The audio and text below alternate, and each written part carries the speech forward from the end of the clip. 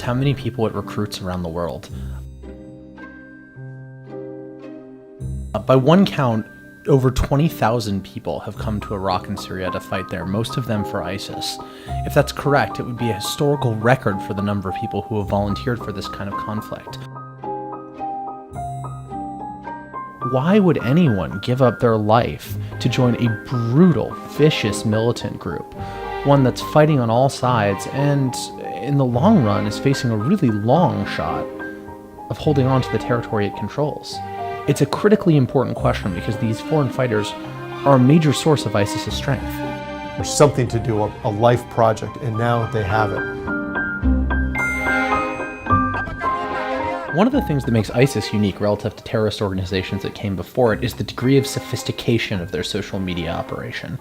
ISIS has invested a lot of effort in developing a very slick social media presentation, including sophisticated videos with narratives and high production values. They're clearly focused on the glory of the battle and of what the state has accomplished. Again, very inspirational for these young men, many of whom, not all, but most of whom, have not had a sense of purpose in life and have not had any means to earn a living, to get married, to do the kind of things that they feel would bring them into an adult life. And now here's an opportunity to prove themselves as young men.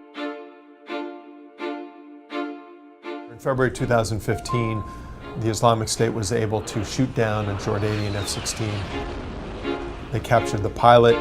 They paraded him before some of the bodies that his bombing resulted in, some of the dead. Just demonstrating that Jordanian aircraft have brought death to civilians, and of course the constant imagery of the charring. And then they burn him. This is about settling scores and seeking justice.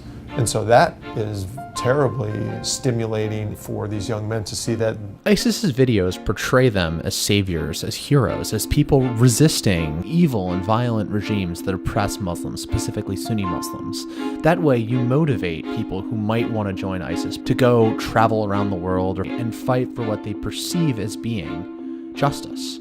That way ISIS, a violent, terrible, brutal militant group, ends up being seen as the good guys. This isn't a small problem. ISIS has recruited tens of thousands of people. This has made their military empire there stronger, and because these foreign fighters have so much conviction, often more radical and more dangerous for the people that live there. So these things are serious problems, and no one really knows how to solve them.